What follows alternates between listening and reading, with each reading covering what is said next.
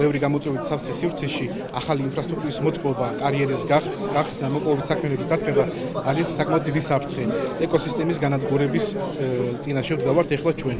სოფელ დარბაზის მოსახლეობას განგაში სიგნალი აქვს ჩართული. ბოლნისის მუნიციპალიტეტში შემავალი 6 სოფლის მაცხოვრებლები დახმარებას ითხოვენ, სანამ დაგვიანებული არ არის. საქმე ეხება ოქროს მომპოვებელი სამუშაოების დაწყებას, რომლის გამოც სოფლის მთაზე მძიმე ტექნიკით გათხრებია დაწყებული. პარალელურად კი ხე-ტყის ჩეხვა მიმდინარეობს. სოფელში მთის გაბურღვა ისე დაიწყო, რომ ადგილობრივებს ინფორმაცია ამის შესახებ არ ჰქონიათ, რის გამოც პროტესტი უკვე დაწყებულ სამუშაო პროცესში მოუწიათ. დაახლოებით ერთი თვეა, რაც მძიმე ტექნიკა მუშაობს დარბაზის მთაზე, რომელიც ძალიან ახლოს არის სოფელთან და საცხოვრებელ ადგილთან. ჩვენი ხეობა არის დიდი საფრთხის ქვეშ ისედაც.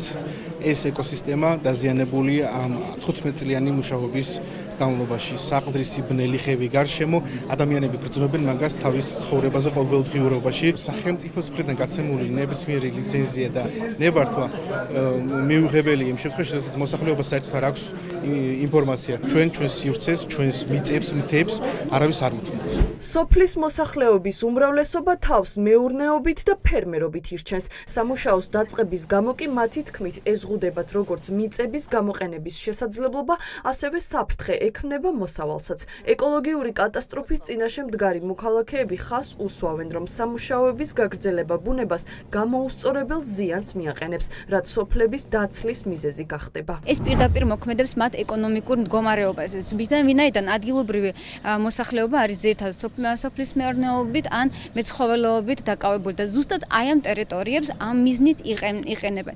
სულ რომ იმას თავი დავანებოთ, რომ ხანგრძლივ პერსპექტივაში ბუნება დაზიანდება, ეკოლოგია შეიცვლება და ამას ხანგრძლივ პერსპექტივაში იქნება თავისი შედეგები, აქვე ხვალინდელ დღეს უკვე ადგილობრივი მოსახლეობა დაკარგავს ყოველდღიურ შემოსავალს. ოქროს მოპოვების ინტერესი მაცხოვრებლების თქმით რუსულ კომპანია RMG-ს აქვს, რომელიც სოფელში ადგილობრივების ფარულად შეიჭრა და კვლევის პროცესი დაიწყო. მოქალაქეებმა მიმართეს გარემოს დაცვით ეროვნულ სააგენტოს, საიდანაც გაიგეს, რომ ნებართვაც და ლიცენზიაც უკვე გაცემულია, თუმცა სხვა ინფორმაციას სააგენტო არ გასცემს, რის გამოც მოსახლეობისათვის ბუნდოვანია მთის ფერდობზე მიმდინარე პროცესები და მათი კითხვებიც პასუხგაუცემელია. აღნიშნულმა რუსულმა კომპანიამ საბჭოთა მეთოდებით შემოვიდა ჩვენი ხეობაში.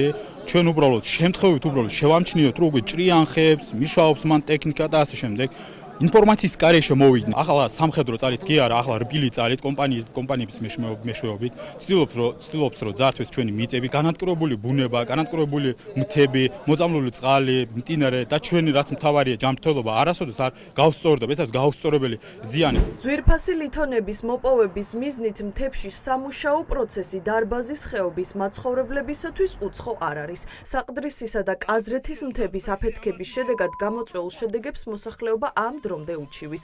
ამიტომ მათთვის მარტივად წარმოსადეგი ხდება, რამხელა საფრთხე შეიძლება მოუტანოს იმ მთის გათხრამ, რომელიც საცხოვრებელი სახლებიდან რამდენიმე ათეული მეტრითაა დაშორებული. საყდრისის кейსი და მეორე გაზრეთის кейსი.